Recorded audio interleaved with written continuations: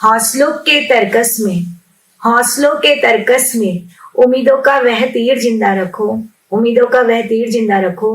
हार जाओ मगर फिर भी जीतने की उम्मीद जिंदा रखो। मैं पैरा इंटरनेशनल बैडमिंटन प्लेयर हूँ और मैंने वर्ल्ड चैंपियनशिप खेली है, जिसमें अभी आपके अपने भारत का रिप्रेजेंट किया। उससे पहले मैंने थाईलैंड में खेला। अचानक ही मेरी हाफ बॉडी पैरालाइज हो गई थी। डॉक्टर की लापरवाही से उन्हें गलत इंजेक्शन लगा दिया था जी। तो ये मतलब मेरी शुरुआत थी कि वहां से कि मुझे पता मतलब नहीं था कि मैं दिव्यांग हो चुकी हूँ। मेरी हाफ बॉडी पूरी पैरालाइज थी।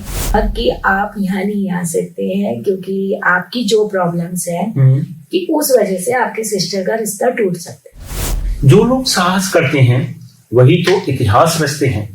नमस्कार दोस्तों, 91.2 NIVH हलोदून से मैं हूं आरजे समर और आज इन पंक्तियों को चित्रार्थ करते हुए मेरे साथ हैं आज के मेहमान नीरजा गोयल मैम। तो आइए सबसे पहले मैं उनका स्वागत करता हूँ। नीरजा मैम, आपका तहे दिल से स्वागत करता हूँ अपने इस रेडियो चैनल पर और जानना चाहूंगा मैम की शुरुआत करते हैं अपनी बातचीत की।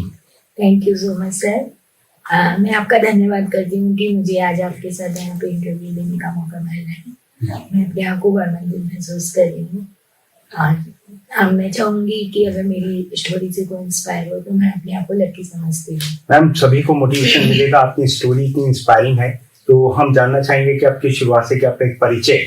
मैम जी, मेरा नाम नीरजा गोयल है। मैं पैरा इंटरनेशनल बैडमिंटन प्लेयर हूँ और मैंने वर्ल्ड चैंपियनशिप खेली है, जिसमें अभी आपके अपने भारत का रिप्रेजेंट किया। उससे पहले मैंने थाईलैंड में खेला और आपके मेरा 1980 20 फरवरी में मेरा जन्म हुआ था, जब मेरे को अचानक ही मेरी हाफ बॉडी पैरालाइज हो गई थी। डॉक्टर की लापरवाही से उन्हें गलत इंजेक्शन लगा दिया था जी। तो ये मतलब मेरी शुरुआत थी कि वहां से कि मुझे पता मतलब नहीं था कि मैं दिव्यांग हो चुकी हूँ। मेरी हाफ बॉडी पूरी पैरालाइज थी और मेरी मदर फादर काफी मतलब उसके लिए कोशिश कर रहे थे कि मेरा बच्चा ठीक हो जाए, लेकिन मेरा ट्रीटमेंट चल रहा था और मेरी हाफ बॉडी में जो था कुछ जगह पे मूवमेंट हुआ, लेकिन मेरे दोनों पैर में प्रॉब्लम रह गया। उस समय 8 मंथ की थी। उससे पहले मैं बिल्कुल फिट थी, लेकिन वो पोलियो का जो एक्सपायरिंग इंजेक्शन लगा उसकी वजह से ये प्रॉब्लम है। मैम, आपने फिर अपनी जैसे अपने जीवन की जो शुरुआत की, आप एक शॉप भी चलाते हैं सब तो उसके बारे में थोड़ा सा बताइए कि किस तरीके से आपने अपने जीवन की शुरुआत की। ये तो बहुत बाद की बात है। मैं जब 11 साल की हुई तो मेरे फादर अचानक एक्सपायर हो गए जी। तो उनका उस समय तो एक क्रूशियल टाइम आ गया था बिल्कुल फैमिली पर। आई थिंक आप सबसे बड़े थे जी और मेरी मदर की तबीयत भी काफी खराब चलती थी। तो ये मेरे मतलब फादर ने जब मेरी मदर से मैरिज की थी तो उन्हें तो कुछ मम्मी को एस्थमा की प्रॉब्लम थी, तो उन्होंने सब बता के की थी जी। लेकिन उसके बाद भी उन्होंने केयर नहीं की मेरे फादर ने जी।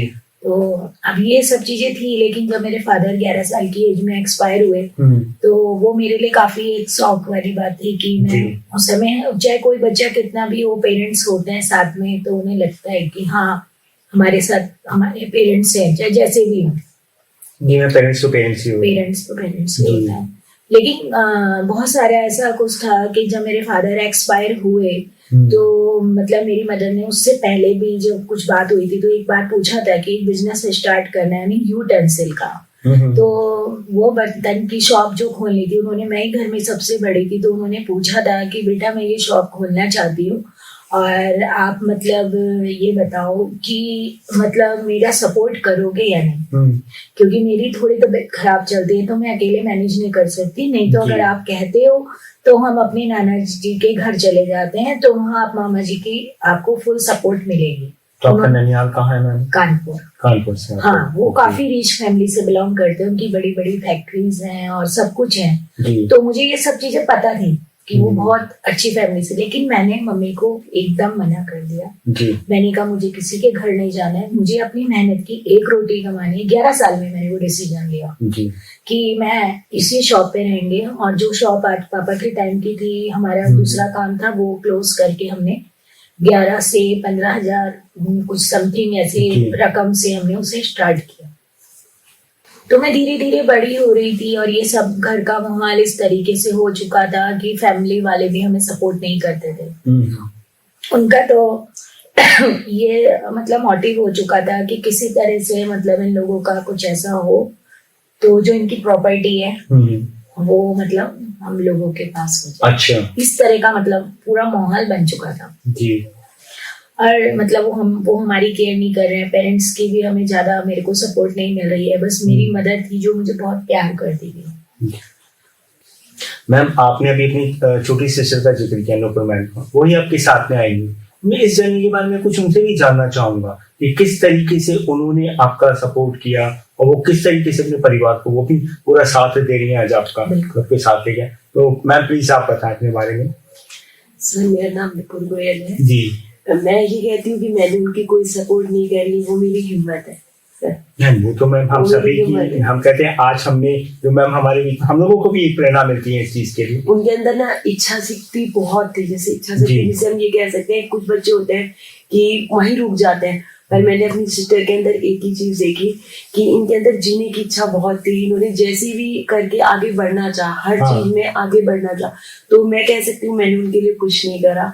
मेरा तो एक छोटा सा ये है कि हाँ मैं उनका सपोर्ट करती हूँ, बहुत छोटी सी सपोर्ट कह सकते हैं, पर लेकिन मेन सारा रोल उनका ही रहा। ओके मैम आप तो कह रहे हैं कि आपने कुछ नहीं किया, परंतु आप ही के इस सपोर्ट और इसी प्यार की वजह से कि आपकी कहते नहीं कि आज आपकी सिस्टर जो बड़ी सिस्टर है हमारी मैम नीजा मैम, आज उनके आंखों में ये मेरी छाया है। यही तो फीलिंग से आप देखिए कह रहे हैं ना आपकी छाया है, एक परछाई के जिसको मेरे मतलब मैं कहती हूँ कि ये कहती है कुछ नहीं है और मैं कहती हूँ मैं इसके बगैर कुछ नहीं जी, ये मेरे लिए है।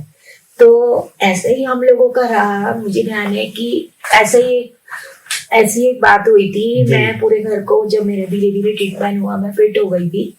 तो मतलब का मेरी जिम्मेदारियां और बढ़ रही थी कि मेरी सिस्टर बड़ी हो रही है, मेरे को मैरिज करानी है जी। तो मेरी जो इससे बड़ी वाली सिस्टर है, मैं उसकी मैरिज की बात चली। तो हम कई जगह करते थे, फैमिली मेंबर्स थे जैसे मैंने आपको बताया जी। तो उसमें से कुछ एक मेरे रिलेटिव थे, वो आए और बोले कि भाई हमने कोई रिश्ता देखा है नोएडा में, आपको आना है। तो मैंने कुछ ही टाइम हुआ था, मैंने 4 व्हीलर ली थी, जो मैं बचपन से जब आपको बता रही हूँ कि मेरा 10 रुपए भी नहीं ले सकती थी, लेकिन मेरा ड्रीम था उस टाइम से। मैं गणित करती थी कि मैं कैसे 4 व्हीलर लूंगी, ये भी मेरा ड्रीम था 2011 साल की उम्र से। और वो मैंने 16 साल की उम्र में जब बैग से जरा सा अपने आप को फिट किया तो मैंने वो ड्रीम पूरा किया सबसे पहले। क्या बात है मैम, ये तो यहाँ पे आपके लिए तालियां करते हैं। इतना बड़ा 5 साल के अंदर में आपने अपना वो ड्रीम को पूरा किया, बहुत बड़ा अचीवमेंट है मैम ये चीज को लेते हुए। वो ड्रीम मेरा था, लेकिन उससे बड़ा इसने मेरा सपना पूरा किया कि मुझे अपने बारे में नहीं पता था कि मैं 4 व्हीलर चला सकती हूँ, चला सकती थी लेकिन मुझे पता नहीं था। तो इसने 15-20 दिन के अंदर वो गाड़ी चलाना 4 व्हीलर सीखा कि मेरी दीदी कहीं भी बाहर नहीं जा सकती और मैं दीदी को घुमाया करूंगी। क्या बात है, मैं 15 डेज के अंदर मैं गाड़ी को इसने मतलब वो मतलब समझिए कि लाइसेंस भी पास नहीं हुआ था तब इसने मेरे लिए वो गाड़ी सीखी और मुझे आसपास ले जाती थी रात को दिन में। कभी भी मन दीदी चलो घूम के आते हैं, सब मेरे को भाई बहन जाते थे हम लोग। तो ये चीजें थी। लेकिन एक टाइम था कि मेरे को वो गाड़ी में भी हम थोड़ा बजट से ही चलते थे, शुरू में होता है आप समझते हैं जी, बिल्कुल हर चीज बजट से। तो जब मेरी सिस्टर के लिए रिश्ता देखने के लिए जाना था नोएडा, तो जब मेरे रिलेटिव का फोन आया तो मैं हर जगह गाड़ी में क्या करती थी कि जब भी कहीं मम्मी जा रहे हैं तो मम्मी मैं भी बैठूंगी, चाहे 3 घंटे बाहर ही बैठी हूँ गाड़ी में। मुझे रोड देखनी अच्छी लगती थी क्योंकि मैं देख नहीं पाती थी रोड, तो मुझे वो चीजें देखना, बाहर निकलना, मैं अपने आप जा नहीं पा रही, तो मुझे बहुत अच्छा लगता था। तो मैंने मम्मी से बोला कि मैंने कहा मैं भी जाऊंगी, अगर आप लोग नोएडा जाएंगे तो उनसे भी बोला मैंने रिलेटिव से मैं भी आऊंगी। तो उन्होंने उस समय क्या कहा कि आप यहाँ नहीं आ सकते हैं क्योंकि आपकी जो प्रॉब्लम्स है कि उस वजह से आपके सिस्टर का रिश्ता टूट सकता है। अच्छा। अब ये बहुत मतलब मैं फोन पे थी, मैं तो खुश होके बोली कि आपका 1st फ्लोर है, 2nd फ्लोर है, कि मेरे को आना है वहाँ पे, मतलब मैं अपनी गाड़ी लेके इतनी दूर आ रही हूँ, मेरे पहली बार है कि मैं नोएडा गाड़ी से आऊंगी, तो सभी आएंगे तो मैं भी आना चाहती हूँ। तो उन्होंने क्लियर कहा कि नहीं आप नहीं आ सकते और आपके भैया भी नहीं आएंगे क्योंकि आप लोगों को प्रॉब्लम्स है, तो आप सिर्फ सिस्टर को भेजना, मदर को भेजना और मेरे ताऊजी के बेटे को भेजने के कहा। तो और हम लोग जब रिश्ता हो जाएगा हम बाद में आपका इंट्रो कराएंगे, लेकिन पहले आप आओगे तो उसका इफेक्ट सही नहीं होगा। तो ऐसा कुछ नहीं था, मैं उन्हें माँ की तरह संभालती थी अपनी भाई बहनों को। तो मेरे एकदम आंसू टपके और मेरे हाथ से मतलब ऐसा लग रहा था कि मतलब मैंने आज क्या चीज मतलब फेस की, पहली बार मुझे किसी ने मेरी बट इतने सालों में प्रॉब्लम का मतलब एहसास कराया मुझे, जो मुझे आज तक नहीं हुआ। तो मैं रोने लगी, मेरी सिस्टर आई वहां से और बोली दीदी क्या बात है। मैंने कहा नहीं बेटा ऐसे ही, बस ऐसी किसी बात पे मैं बताया। तो वो आके मेरे से जिद करने लगी। वो फिर उसने मुझे जब बोला बहुत जिद करके, तो मैंने कहा ऐसी ऐसी बात है, नहीं तुम्हारे लिए ये मेन इम्पोर्टेंट है कि तुम्हारी शादी होनी जरूरी है, ये हमारी जिम्मेदारी है। तो उसने सीधा फोन लिया, उसने कुछ नहीं सुनी और उसने कहा कि मैं यहाँ रिश्ता नहीं करूंगी जहाँ मेरी बहन नहीं होगी मेरे साथ। परिवार का आपस का कहते हैं कि आपस का एक सहयोग है, एक परिवार, तो तभी हम कहते हैं कि हमारा परिवार है। बिल्कुल। और ये चीज जब हुई तो मेरे लिए उस समय मतलब थोड़ा सा दुख भी था उसके प्रति कि भाई ऐसा शायद गलत ना हो गया, लेकिन एक हिम्मत भी आई उस टाइम कि शायद मतलब क्या मेरे भाई बहन मेरे साथ कितना सपोर्टेड है। फिर कुछ टाइम बाद हम रिश्ते देखते रहे। अब उस सिस्टर की मैरिज हो गई, उनके हस्बैंड बिल्कुल मेरे को फादर की ट्रीट करते हैं, हर चीज मुझसे पूछना, हर चीज मुझसे बातचीत करना, कुछ भी होता है तो मतलब मेरे से सजेशन लेते हैं वो। थोड़ा सा आगे बढ़ते हैं अपनी यात्रा में, आपकी पसंद जिंदगी के लिए, जहाँ से आपने एक शूटिंग जहाँ से शुरू की, जहाँ से आपने वॉलीबॉल खेलना शुरू किया, जहाँ से आपने एक जेवलिन जैसे गेम को आपने ब्रॉन्ज जीता, सिल्वर जीता, और मैं तो कल्पना नहीं कर पा रहा इस चीज के लिए कि बैडमिंटन जो बहुत फ्रीक्वेंट माना जाता है उस चीज के लिए, आपने उसकी शुरुआत कैसे की? मैंने बस यही मेरा था कि जब मैं घर से दुकान और अपनी फैमिली में इन्वॉल्व हो गई थी तो मुझे लग रहा था कि आप मुझे कुछ पर्सनल अपने लिए भी करना है कि ये तो एक हो चुका बहुत, मतलब कुछ क्या करूं। तो हमारा एक ग्रुप बना जिसमें मेरे डॉक्टर जब फिजियोथेरेपी के लिए आए घर में, तो उन्होंने मेरी फिजियो कराई। तो उन्होंने एक ग्रुप बनाया हमारा जिसमें दिव्यांग ग्रुप था पूरा। तो मैं लोगों से मिली तो मुझे थोड़ा ऐसा फील आने लगा कि जो मैं अपनी प्रॉब्लम समझ रही हूँ कि मैं बाहर निकलती हूँ तो मुझे थोड़ा शर्म आती है, मैं कुछ मतलब हल्का सा मेकअप भी कर लूँ, अच्छे कपड़े भी पहनूं तो लोग सोच मेरे बारे में क्या बोलेंगे। ये बातों से मैं थोड़ा डिमोटिवेट रहती थी कि लोग कहेंगे कि ये तो ऐसे तो घर पे बोझ है, ऐसे तो ये सबसे काम कराती है और ऐसे ये मतलब ऐसे फैशन बना के बाहर निकल रही है, या ये कुछ चाट टिक्की की ठेली पे चली गई तो ये क्यों खा रही है। तो ये सब चीजें मैं सोचती थी। तो मेरे डॉक्टर थे मुझे बहुत मोटिवेट करते थे। फिर मेरे को उन्होंने जब ग्रुप बनाया तो मैंने अदर पर्सन से बात की तो मुझे काफी अच्छा लगा कि जब ये लोग इतने एक्टिव रह सकते हैं, ये लोग इतना है, तो मैं क्यों नहीं रह सकती जी। मैं तो बहुत कुछ कर रही हूँ तो मैं क्यों सोचती हूँ। तो ये सब चीजें मेरे वहां से बदलाव आना शुरू हुआ और वहीं से मेरी असली जर्नी स्टार्ट हुई। हाँ, तो अब ये हुआ कि जब वो ग्रुप बना तो मैं ग्रुप के लोगों से मिलती जुलती बातचीत करती, तो मुझे पता चला कि मैं 4 व्हीलर चला सकती हूँ।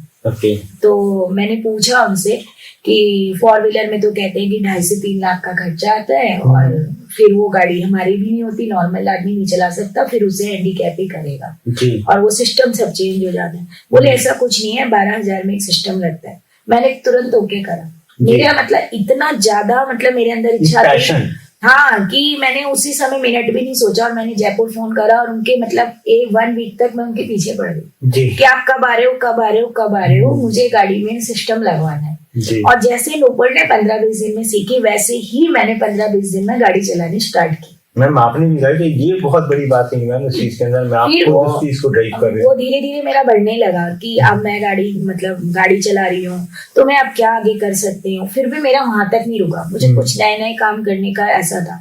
तो मेरे घर के पीछे कुछ बॉयज थे जो मतलब गिटार वगैरह लेके जा रहे थे, तो मुझे लगा मुझे वहां भी जाना। बोले तुम बॉयज वाला काम करोगी, ये तो गिटार सारे लड़के लेके। अब मैं सोचने लगी यार मैं जाऊं, कल को ये कहेंगे इसे क्या हुआ, ये अभी लड़कों के बीच में।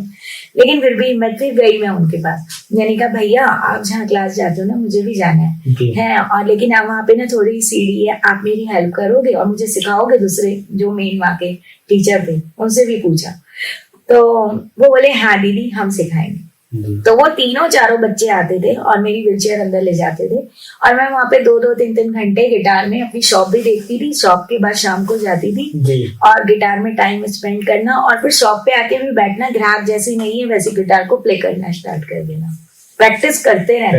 मतलब ऐसा हर चीज में मेरा माइंड रहा। जी, आपने तभी मतलब practice makes a man perfect कहते हैं, तभी तो आपने सबसे पहली बार शायद 400 लोगों के सामने परफॉर्मेंस दिया था। तो बस वो मैंने फिर जब दिवाली लॉयंस क्लब मेला हुआ तो मैंने वहाँ पे गिटार का 400-500 लोगों के बीच में परफॉर्मेंस किया। आप अभी कुछ देर पहले आपने जिक्र किया था कि आपने कार में कोई चेंजेस करवाए जी। तो किस तरीके के चेंजेस होते हैं? एक नॉर्मल कार में जैसे रहता है उससे क्या चेंजेस डिफरेंस हुए? सर कुछ ही नहीं होता है उसमें, हमें बहुत ज्यादा लोग डरा देते हैं, मुझे भी ऐसा ही लगा था। वो जयपुर से एक आते हैं, अगर किसी को कांटेक्ट भी करना होगा वो मुझसे बात कर सकते हैं, मैं उन्हें पूरे प्रॉपर तरीके से गाइड करूंगी कि वो मतलब उसमें ऑटोमेटिक कार है तो कौन सा वर्जन लगना है और अगर मैनुअल है तो किसमें कैसे लगना है। और जयपुर से एक आते हैं भैया जी, उनसे मैं बात कराऊंगी और बहुत सिंपल है, गाड़ी उसे नॉर्मल भी ड्राइव कर सकता है और दिव्यांग व्यक्ति भी कर सकता है। तो मैं दृष्टि दिव्यांग भी इस गाड़ी को चला सकता है? मैं सही मजाकिया प्रश्न पूछ रहा हूँ। सब कुछ कर सकते हैं, मैं ये नहीं, इच्छा शक्ति होनी चाहिए। इच्छा शक्ति होनी चाहिए। ओके, बहुत गुम है किस चीज में? तो अब मैं जब आपको बता रही थी तो मैंने उसमें मेरे मन में आया कि मेरे भैया थे वो भी दिव्यांग थे, तो वो स्विमिंग करने जा रहे हैं तो मैं उनके पीछे चल गई, मैंने मैं भी करूंगी, आप करते हो मैं क्यों नहीं कर सकती। तो मैं भैया से सीखने लगी। भैया ने फर्स्ट डे मेरे को थोड़ा पानी में डर लगा, फिर सेकंड बार से जब मैं मतलब वीक में एक बार जाती थी क्योंकि मेरे को शॉप भी देखनी थी ना, तो वो भी है तो बहुत दूर था, लाल थप्पड़ शायद आप लोगों ने सबने सुना। हाँ, लाल थप्पड़ सुना हुआ है।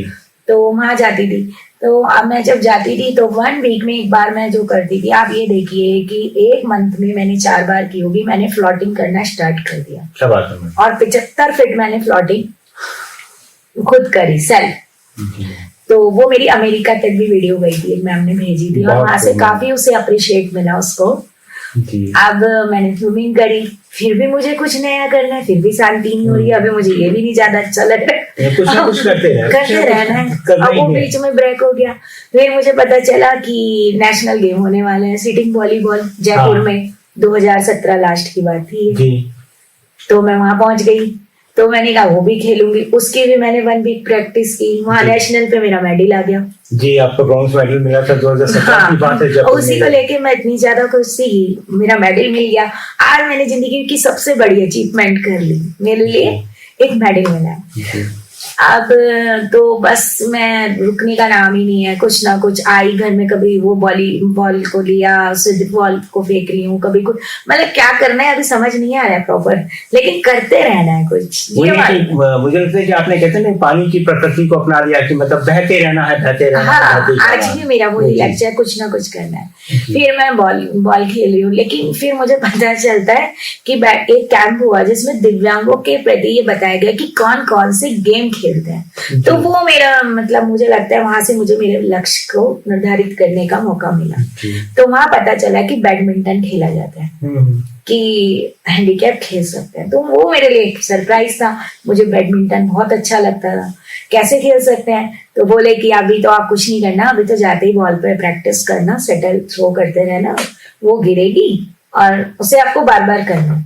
और इस तरह से यही मैं यहाँ पे जानना चाहूंगा, यहाँ पे आपसे रोकना चाहूंगा, जैसे उन्होंने बोला कि शटल को उन्होंने दीवार पर प्रैक्टिस करने के लिए जैसे बताया, मैं अभी इमेजिन नहीं कर पा रहा हूँ मैं उस चीज को, क्योंकि उसमें बहुत फ्रीक्वेंट चाहिए रहता है। हाँ। बैडमिंटन, मैंने भी बैडमिंटन खेला है, तो बहुत ज्यादा मूवमेंट चाहिए रहता है, तो वो मूवमेंट आपने कैसे मैनेज किया, मैं ये जानना चाहता हूँ। वही मैं चेयर से उसे मूवमेंट को करती थी और वो गिरती थी 100 बार। मैं डबल बेड था, एक वॉल सामने थी क्योंकि और घर में इस तरह का कोई स्पेस नहीं था। हाँ। वही वॉल थी, उस पर बार बार करती थी। कभी मैं बेड से इधर जा रही हूँ शटल उठाने, कभी इधर, पूरी पसीने से लगभग 20 मिनट हो गए हैं, मतलब आधा घंटा करते जाना है, मुझे कुछ सोचना नहीं है कि करना क्या है।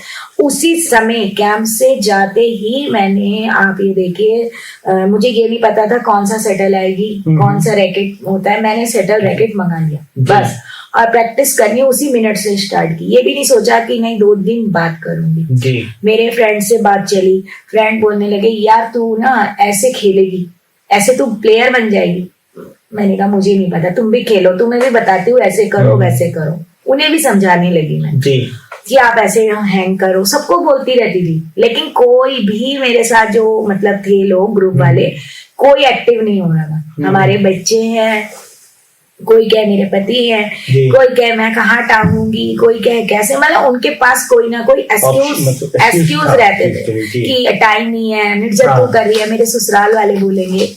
मैं सबको बोलती थी करो करो, नहीं, लेकिन मैं अपने आप को कर रही थी। मैं अपनी दूसरों की सोच से नहीं चलती थी, मैं अपनी सोच अपनी वो रखती थी, तो मुझे क्या करना है। तो ऐसे ही मैं खेल रही थी, मेरा स्टेट गेम हुआ, तो स्टेट गेम पे मेरा मेडल, मतलब रोड साइड मैंने खेलना स्टार्ट किया, तो मेरे साथ सब लोगों ने मना कर दिया खेलने के लिए कि आप तो खेल ही नहीं सकते हो, आपकी शटल जो आपने अभी कहा कि इधर गिरेगी उधर, तो कैसे खेलोगे, सबने मना करा। मैंने छोटे छोटे जो गली के बच्चे थे उन्हें 10 रुपए देके और कहा आइसक्रीम दूंगी, टॉफी दूंगी, आप मेरे साथ खेलो। तो वो 1 घंटा इस चक्कर में, लालच में मेरे साथ बच्चे खेलना स्टार्ट, वो आपकी प्रैक्टिस हुई, वो मेरी प्रैक्टिस हुई। हाँ, मतलब वो कुछ नहीं थी, 0% कह सकते, road side practice. Road side practice. तो मैं स्टेट पे गई, मेरा मेडल नहीं आया, लेकिन मैं फिर भी खुश कि मैं स्टेट पे गई तो हूँ, ये मेरा अचीवमेंट है कि मैंने आज तक तो स्टेट देखा ही, सबके बीच में गई हूँ। फिर मैं वही अपनी आके फिर वापस से प्रैक्टिस, हाँ मैं आज स्टेट खेल गया, खुश होकर सबको बता रही हूँ कि आप लोग मुझे कहते थे कुछ नहीं कर सकती, मैं स्टेट खेला। उसी का तो नतीजा मैम जी, आपने जब इतनी प्रैक्टिस किया, सब कुछ किया, तभी तो आप आज एक बैडमिंटन में गोल्ड मेडल लेके आए पैरा तो मैं ऐसे ही खेल रही थी, तो मुझे याद है कि मेरे पास कॉल आया कि आपका नेशनल के ट्रायल होने वाले हैं जी, और आप देख लो, उसकी तैयारी कर लो बस। स्टेट का यहाँ यही रहता है। मैं कहती हूँ आप सब बहुत लकी हैं कि आपको NIVH जैसी संस्था मिली है और आज मुझे इंटरव्यू देना को मिल रहा है यहाँ। मैं अपने आप को बहुत लकी समझ रही हूँ, क्योंकि इस संस्था के बारे में मैंने सुना है कि यहाँ से बच्चों को बहुत सपोर्ट मिलती है। शायद अगर ऐसी कोई सपोर्ट मेरे सिस्टम के लिए भी होती तो आज मैं भी बहुत कुछ आगे और इससे भी आगे होती। तो फोन आ गया, मैंने कहा सर मैं प्रैक्टिस कैसे करूं, तो बोले देखो आप आसपास बात करो। सारे स्कूल कॉलेजेस सब जगह में गई, मुझे सबने मना कर दिया कि आपके लिए तो हम नहीं करा सकते, हमारा मैट खराब हो जाएगा, हमारे पास कोच नहीं है, हमें आइडिया नहीं है। लेकिन मैं हिम्मत तो हारने वालों में से नहीं हूँ। मैं पता करती रही, रोज दोपहर में शाम को जाती थी, कभी किसी से मिलना, कभी किसी से, मुझे बताओ मेरे गेम आने वाले। तो मुझे फिर भरत मंदिर स्कूल में मेरे आदरणीय पिंटू सर कोच है, उनके बारे में किसी ने बताया, भट्ट सर ने, मैं वहां गई, उन्होंने मुझे कोचिंग कराने के लिए ओके कर दिया। और लेकिन उसमें भी यही प्रॉब्लम थी कि मैं कोर्ट पे आपको प्रैक्टिस नहीं करा सकता आपको, क्योंकि बच्चे ऑलरेडी बुक है, नॉर्मल बच्चे जो है उनका एक रूटीन चलता है, हमारी प्रैक्टिस अलग होती है। तो आप जो गली है, जो बैडमिंटन कोर्ट की जो गली होती है उसके अंदर प्रैक्टिस करोगे। मैंने कहा सर आप कुछ भी कहो, कहीं भी कहो, गली दो, कुछ दो, मुझे दे दो, बस आपकी मुझे आइडिया तो आप ही बताओगे ना।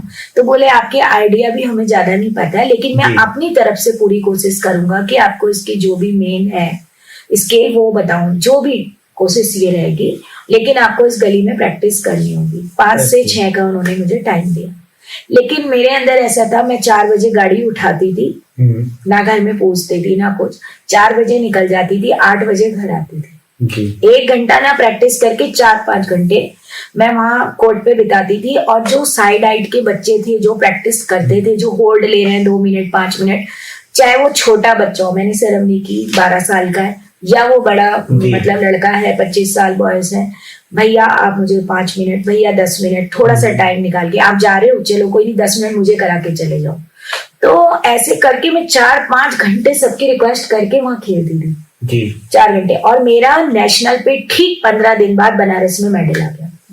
बहुत खूब मैडम। ये तो मैम एक चीज बताइए कि यहाँ पे जो आप किसी से प्रैक्टिस करती हूँ, तो आपका जो रैकेट होता है और जो शर्ट हो, इट्स अ डिफरेंट, कुछ अलग होता है? नहीं, सब सेम, वही ऐसे थे। हाँ, बस कोट का एक हाफ कोट होता है हमारा, कोट हाफ हाफ कोट होता है, जैसे फुल कोट ना लेके हमारा हाफ, अगर डबल दो साइडेड का जो रहता है, डबल जो रहता है उसी जगह पे वो सिंगल में करेंगे। सिंगल, अगर फिर पार्टनर है तो वो सिंगल कोट पे आएगा। ओके। वहां भी मेरे साथ एक ऐसा मतलब हुआ था, मतलब जब मैं नेशनल पे खेलने गई तो वहां से भी खेलने से एक दिन पहले मुझे यहाँ से पूरा प्रॉपर गाइड नहीं किया गया था, मतलब जो हमारे फेडरेशन होती है कि आपको क्या क्या वहां पे लेके जाना है, मुझे भी आइडिया नहीं था। मैं चली गई तो वहां जाके मैं अपनी नॉर्मल व्हील चेयर ले गई, स्पोर्ट्स व्हील चेयर नहीं थी। तो शाम को जब सर के लेक्चर हुए जिसमें वो सबको बच्चों को गाइडलाइन बता रहे थे, आपके पास ऐसे रैकेट किट ये सब चीजें, शूज, आपके शॉर्ट्स, ये सब होना चाहिए, तब आप एक प्रॉपर खिलाड़ी हो। और आपको ये व्हील चेयर मेन है, आपको किसी से मांगनी नहीं है,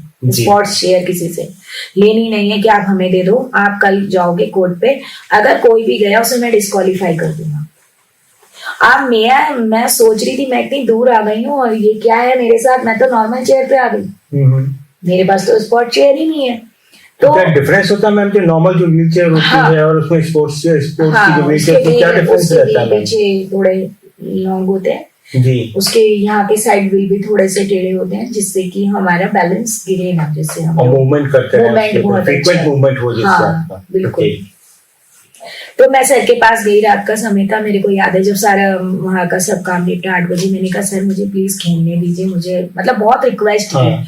तो उन्होंने एक ही शब्द कहा, आए हो ठीक है, आप कल जाओ, ठीक है मैं आपको आज एक चांस दे रहा हूँ कल कोर्ट पे खेलने के लिए, लेकिन नेक्स्ट बार से आप मेरे से उम्मीद मत रखना, और आज आए हो तो ये मानना आप हार के जाओ।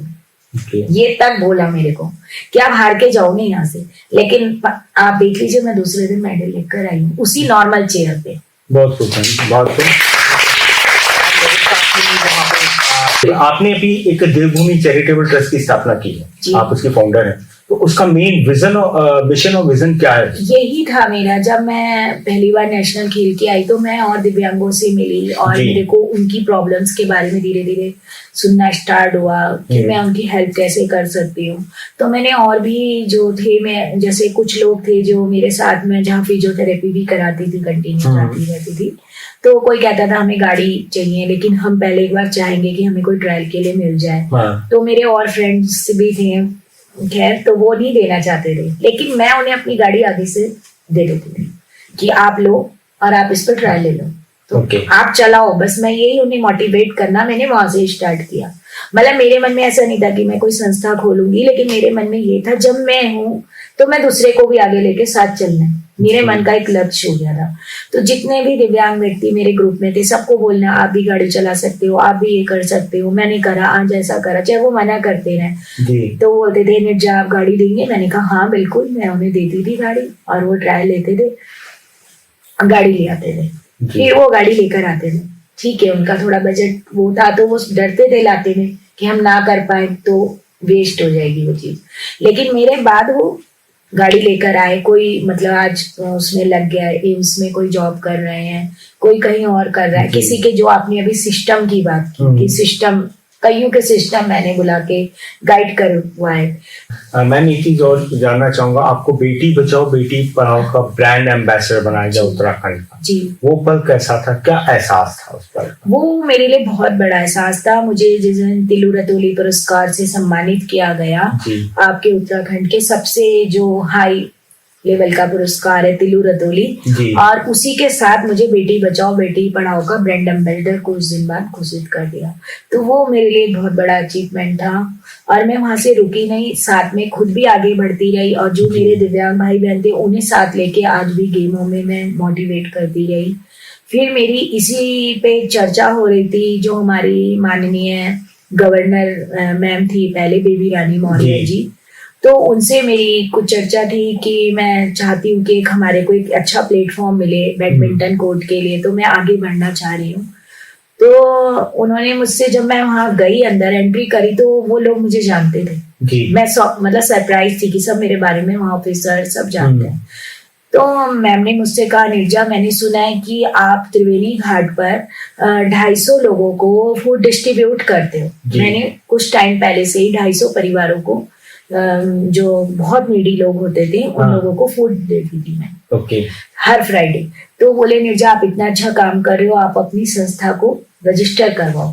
तो मैंने उनसे एक ही बात कही, मैम मैं देखिए ऐसा है कि अकेले उस चीज को मैनेज करना, फिर कोई चाहेगा कैसे, संस्था हाँ। में आप जानते ही हैं, तो मैं अकेले नहीं कर पाऊंगी। बोले बेटा ऐसा कुछ नहीं है, हम काम करते हैं, हम भी लोगों के लिए काम कर रहे हैं, जी। तो हम भी कहीं ना कहीं साइन करते हैं, तो सब चीज समझ के करते हैं और कोई आपका मिसयूज नहीं करेगा। मैं बस इतना चाहती हूँ कि आज आप मेरे से मिलने आई हैं, 15 दिन बाद जब आप आएंगी वो मुझे अपने हर इवेंट में इनवाइट करते हैं। जी। 26 जनवरी हो गया या कुछ, हम्म। तो मुझे याद है मैं 1 जनवरी उनसे मिल के आई थी और उन्होंने कहा था 15-20 दिन बाद जब आप आएंगी तो मैं ये सुनना चाहती हूँ कि आपने ट्रस्ट को रजिस्टर्ड किया। जी। मैं उन्हें प्रॉमिस कराई और मैं यहाँ के सोच रही थी मैं कैसे करूंगी, लेकिन फिर मेरे एक फ्रेंड थे, उन्होंने मुझे इसमें सपोर्ट की और मैंने वो ट्रस्ट रजिस्टर्ड कर दिया। वो मैंने करा था और मैं फूड कंटिन्यू डिस्ट्रीब्यूट कर रही थी, दिव्यांग के क्षेत्र में कार्य कर रही थी, जिसको मतलब जैसे सिर्फ मोटिवेट करना, डोनेशन तो खैर मैं नहीं कर पा रही थी क्योंकि मेरा इतना बजट नहीं था, लेकिन मोटिवेट और उन्हें गाइडेंस पूरा करना और उनके साथ खड़े रहना, कोई भी प्रॉब्लम्स है उन्हें जो मैं कर सकती हूँ सर, ये सब कर रही थी। अचानक ही वो लॉकडाउन लगा, आपको याद होगा, और मैं उससे पहले थाईलैंड भी अपना परफॉर्मेंस देकर आई थी और कई पुरस्कार मुझे मिल चुके थे उससे पहले, मेरे गोल्ड मेडल भी आ चुके थे।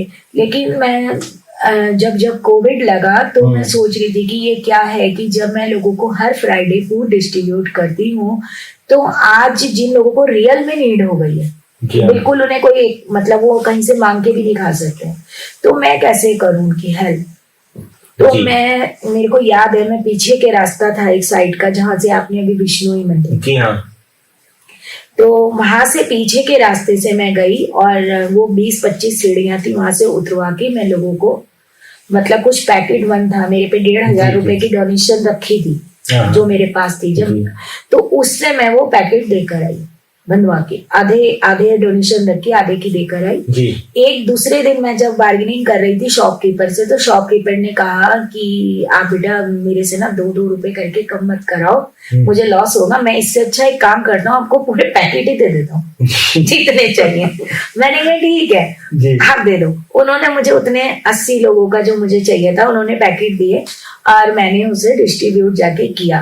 फिर सेकंड डे ऐसे ही हुआ कि मैंने सोशल मीडिया पे उस चीज को डाला और मैं प्रशासन से 2 दिन तो छुप के काम किया था क्योंकि मेरे मन में एक था कि मैं यहाँ खा रही हूँ लेकिन वो क्या हो रहा होगा उनका जी। तो फिर तीसरे दिन मैंने प्रशासन से परमिशन ली और मैंने कहा सर देखिए आप मुझे परमिशन दे दीजिए, नहीं तो मैं छुप के जाती हूँ कोई फायदा नहीं है और मैं कोई घूमने नहीं जाती हूँ, आप मेरे पीछे भेज दीजिएगा, लेकिन मेरे को उनको देना है, उनको प्रॉब्लम हो रही है, आप भी हमारे लिए कर रहे हैं लेकिन आप चाहे खुद दे दीजिए, मैं इस तरीके से पैकेट उन तक पहुंचाने है मेरे को। तो प्रशासन ने मुझे इतनी सपोर्ट की कि पूरा उत्तराखंड मैं कह सकती हूँ पुलिस प्रशासन की भी सपोर्ट थी मेरे साथ जी। और मैं वहां जाती थी, उनको फूड देती थी सोशल मीडिया के माध्यम से। धीरे धीरे आप देखिए मेरे पे 1,500 रुपए थे और मैंने वहां पे 5 लाख तक का काम पूरे 2 कोरोना में किया है।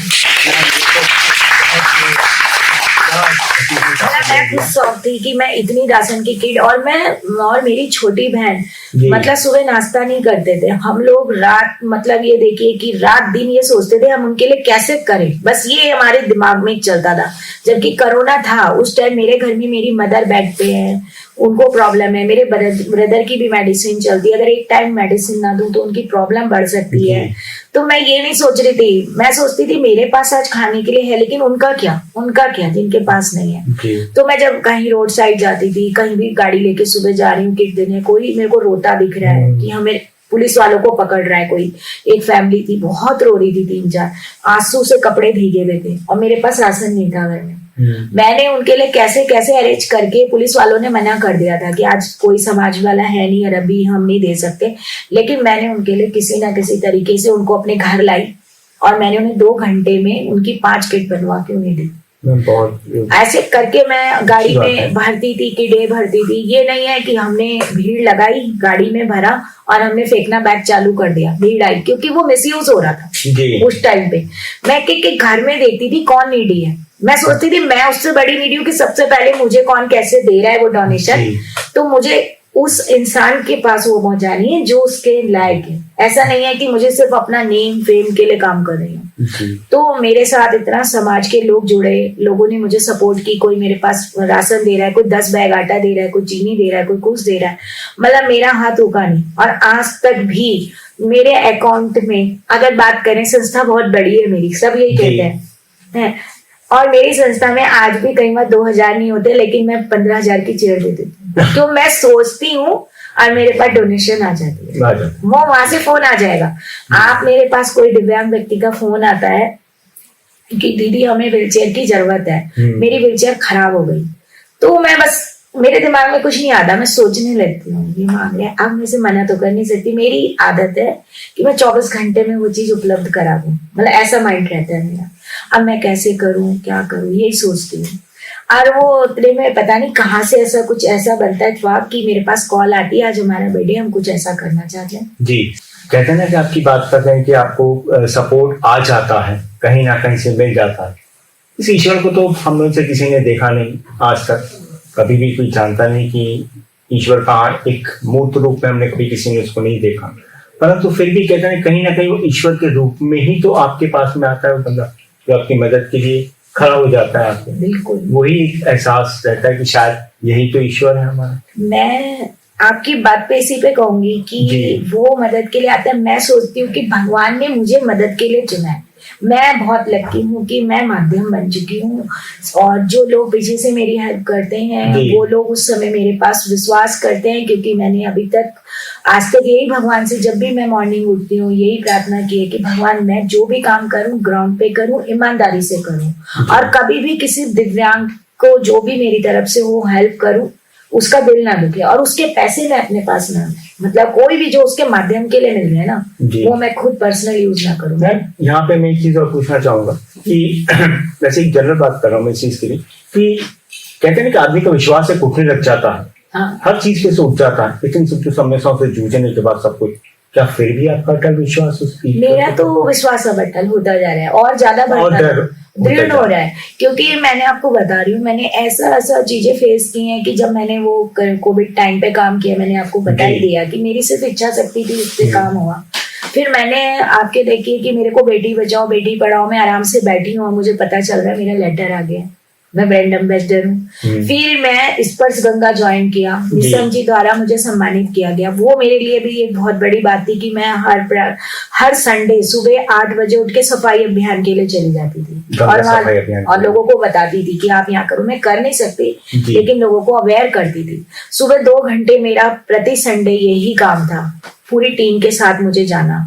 मतलब इस तरह से मैंने, मेरे साथ कई संस्था जुड़ी, संस्थाओं ने काम किया, मेरी खुद की संस्था भी काम कर रही थी, लोग मुझे अपनी संस्था में लेना भी चाहते हैं, ये सब चल रहा था। लेकिन उसके बाद मुझे आप ये देखिए कि इसके बाद अभी कुछ ही टाइम पहले, कह सकती हूँ 1 मंथ पहले, मैं ये दिवाली के टाइम मैं ब्रांड एम्बेसडर बनी नगर निगम जी। और मुझे नहीं पता मैं नगर निगम ब्रांड एम्बेसडर हूँ। मुझे 10 दिन बाद कॉल आ रही है, आपको मीटिंग ज्वाइन करनी है, आपको आना जरूर। सरप्राइजिंग कि आप तो ब्रांड एम्बेसडर है। मैंने कहा ब्रांड एम्बेसडर हूँ? मैंने कहा सर मजाक कर रहे होंगे जो नगर आयुक्त थे। मैंने कहा ऐसे बोल रहे होंगे, मीटिंग के लिए बुला रहे होंगे, क्योंकि मैं सफाई अभियान में ज्यादा रहती हूँ। तो मैं वहां जाके देखती हूँ कि वो कह रहे नहीं आपका लेटर नहीं आया आपके पास, आपको पता ही नहीं है। ये है ना इत्तेफाक। फिर एम्स की संस्था है, डायरेक्टर मैम है, one health credit core, G20 के दिन उन्होंने मुझे अपनी संस्था का ब्रांड एम्बेसडर बनाया, जो एम्स के साथ है। आज मैं 3 जगह से ब्रांड एम्बेसडर हूँ। ये तो थी बातें आपकी हाल की। अब मैं आपसे चंद बातें करना चाहूंगा कुछ मजे। अगर नेक्स्ट जन्म मिले, दूसरे जन्म, क्या बनना चाहेंगे? ये हल्की फुल्की सी बात, ये तो बहुत बोझिल सा वातावरण ना हो, उसके लिए मैं एडवेंचर करना चाहूंगी और चाहूंगी कि मेरी छोटी बहन भी मेरे साथ हो, परछाई बन के आपके साथ में रहेंगी। मुझे पूरा विश्वास है कि नुपुर जी आपके साथ में बड़े से बड़े एडवेंचर, मतलब चाहूंगी कि मैं एडवेंचर वाली हूँ, एडवेंचरस। हाँ बहुत ज्यादा। मुझे क्योंकि मैं अभी आपसे कुछ टाइम, आपको याद है अभी बात कर रही थी हाँ। कि मैंने अभी जब बात की थी मेरे दिमाग में चल रहा था 1 ईयर से कि मेरे को कुछ नया करना है जी। जैसे मैं अभी आप सबसे बोल रही थी कि मुझे कुछ नया करने का इंटरेस्ट रहता है, तो मुझे आया कि मुझे पैराग्लाइडिंग, पैरा स्विमिंग, ये सारी चीजें करनी है। तो मैंने पैरासेलिंग की, मुझे लोग करा नहीं रहे थे, कह रहे नहीं हम आपको नहीं कराएंगे, पैरासेलिंग आप कर नहीं सकते हो। मैंने पैरासेलिंग की, उनसे रिक्वेस्ट की, फिर मैंने उसके बाद आप देखिए कि मैंने उनसे कहा कि मुझे पैराग्लाइडिंग करनी है जी। उन्होंने बिल्कुल कह दिया हम अपनी कंपनी बंद नहीं करा सकते आपको पैराग्लाइडिंग करा के। जी। ऋषिकेश में मेरे को मना कर दिया गया, शिवपुरी में, लेकिन मैंने भी कहा मैं करके डूब लूंगी। हाँ। और मैं 1 मंथ के अंदर बीड व्हीलिंग में हिमाचल में पैराग्लाइडिंग करके आई, उससे भी ज्यादा हाइट पे, डबल हाइट पे, 24,000 फीट हाइट पे। क्या बात है मैम, मतलब अपने आपने अपने सारे पूरे किए सारे। और अब मेरा नेक्स्ट स्टेप है कि जो मेरी सिस्टर मेरा सपोर्ट फील कर रही है, जो हमेशा करती है, ऑन कैमरा में बोलूंगी कि मुझे कल करनी है बंजी, और वो मैं करने जा रही हूँ। बहुत हमारी शुभकामनाएं आपके साथ। मैं कल ही, मेरा मतलब है आज आप लोगों के साथ आना था, नहीं तो मेरा आज ही था। मैं बहुत एक्साइटेड थी कि मुझे जाना है, लेकिन फिर मुझे आया नहीं, मुझे आप लोग मेरे लिए इम्पोर्टेंट है, तो आज मैं आई। नहीं तो मेरा आज बंजी करना है, मैंने फाइनल ठान लिया। तो नुपुर मैम का सपना मैं यहाँ जानना चाहूंगा, नुपुर मैम का क्या सपना है? मेरा सपना ये है कि इस जीवन में भी मुझे बहन मिली है, अगले जन्म में भी मुझे मेरी बहन मिले। बहुत बढ़िया। और बंजी जंपिंग के लिए आप जो तैयार हैं, आप दीजिए परमिशन इस चीज के लिए। मैम हमारे कुछ क्वेश्चंस आ रहे हैं, लेते हैं हमारे क्वेश्चन अपने साथी आरजे से। सॉरी मैम, इंटरप्ट किया मैंने बीच में। नहीं, बिल्कुल अच्छा, आप पूछिए। मेरा नाम आरजे अमित है, जैसे मैंने पहले भी बताया। मैम मैं ये जानना चाह रहा हूँ, मेरे 2-3 क्वेश्चंस हैं, स्पोर्ट्स से ही संबंधित है, क्योंकि मुझे स्पोर्ट्स में बहुत रुचि है। मैं जानना चाह रहा हूँ कि मैम अभी तक आपने कितने इंटरनेशनल और नेशनल मैच खेले हैं, कितनी सीरीज खेली है आप अभी तक आपने, और कितने गोल्ड मेडल जो भी है मैम? मैंने आपके थाईलैंड में अपने भारत का रिप्रेजेंट किया, मैंने जापान वर्ल्ड चैंपियनशिप खेली, और मेरे पास आज 10-12 तो गोल्ड मेडल हैं और सिल्वर मेडल है। मतलब मैं कह सकती हूँ मेरे पास अभी, और 10 किलोमीटर में मैंने मैराथन में भी पार्टिसिपेट किया, जिसमें व्हील चेयर से मैंने पार्टिसिपेट किया, और मैं 20 कम से उसमें फर्स्ट पोजीशन प्राप्त की व्हील चेयर रनर में। जी थैंक यू सो मच। और उसमें मेरे को अभी शायद मेरा वर्ल्ड रिकॉर्ड बनने वाला है, और मैं इस तरीके से, आप ये देखिए 20 मैराथन देहरादून में आके कर चुकी हूँ। रात के 2:30 बजे निकलती हूँ आपके आने के लिए जी, और सुबह आके मैराथन करती हूँ और फिर जाती हूँ घर। कोई आपका बचपन का ऐसा वाक्या जो आप ये भूलना चाहो, शैतानी से भरा या कुछ इस तरीके का? शैतानी तो मैम ऐसा तो हो नहीं सकता कि बच्चा हो और शैतानी ना करे, ये तो संभव नहीं। ज्यादा हो जाएगा। मैं मतलब कुछ ऐसी 2-3 चीजें थी कि जैसे मतलब मेरे को हाजमोला बहुत पसंद थी, तो मैं कोने से छुप के जाती थी, घुटने के बल, चल तो सकती नहीं थी, वहां से जाके चोरी करके लाती थी। सोचिए हाजमोला है ना। और जैसे किसी को, मुझे सबको डराने में बहुत मजा आता था, तो किसी को भूत बन के डराना, किसी के दरवाजे के पीछे से आवाज कर देना कि कोई अकेला कमरे में बैठा है, मुझे दिख गया तो उसे विंडो में नहीं पता मैं हूँ, तो मैं आवाज ही निकालती थी वहां से, खटपट खटपट खटपट छेड़ती थी बड़ों। फिर बाद में लगता है अब बड़ी हुई कि क्यों छेड़ती थी मैं इतने बड़े बड़े लोगों को, जो बुजुर्ग लोग हैं उन्हें परेशान करती थी। वो खाना खा रहे हैं, वो बार बार मुड़ के देख रहे हैं, वो सोचते थे कौन आ गया अंदर, फिर वहां पे हल्की सी खटखट करनी, ये भी मेरे लिए बहुत वो था एक्साइटेड। इस तरीके से मैं बहुत सारी शैतानियां करती थी।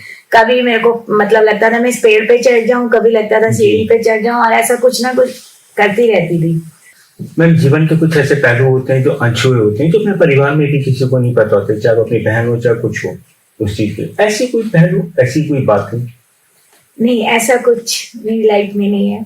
मेरी सिस्टर को सब पता है और सब ओपन है, मैं बिल्कुल जो मतलब आप शेयर करना चाहते हो कि कोई ऐसा जो अभी तक नहीं मालूम हो किसी को, इस तरीके का कोई पहलू? सबको सब पता है, मेरी सब ट्रांसपेरेंसी है, और ऐसा कोई पहलू मेरी लाइफ का नहीं है।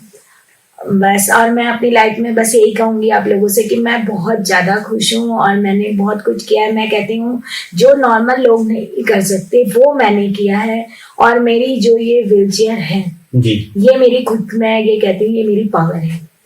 इसको मैं अपनी दिव्यांगता नहीं, इसको मैं अपनी शक्ति मानती हूँ। और आज मैं आप सभी लोगों के लिए छोटा सा मोटिवेशन जी, बोलूंगी। प्लीज। हौसलों के तर्कस में, हौसलों के तर्कस में उम्मीदों का वह तीर जिंदा रखो, उम्मीदों का वह तीर जिंदा रखो। हार जाओ मगर फिर भी जीतने की उम्मीद जिंदा रखो। बहुत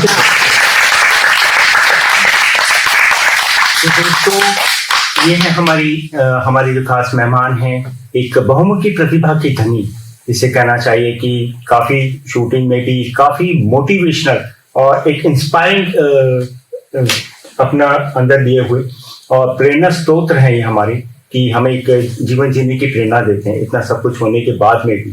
तो इन्हीं का मैं तहे दिल से धन्यवाद करता हूँ मैम, हमारे इस 91.2 NIVH छलोदून में हम लोगों के साथ कुछ अपना कीमती समय देने के लिए हम लोगों के बीच में आके। और इसी के साथ मैं यहाँ से लेता हूँ आप अपने सभी सुनने वाले श्रोताओं से विदा लेता हूँ। और तो तब तक के लिए आप सुनते रहिए 91.2 NIVH छलोदून। ऐसी इंटरेस्टिंग पर्सनैलिटी से हम आपको मुलाकात करवाते रहेंगे किसी न किसी दिन। अगले मिलता हूँ आपसे अगली बार में, तब तक के लिए धन्यवाद, नमस्कार।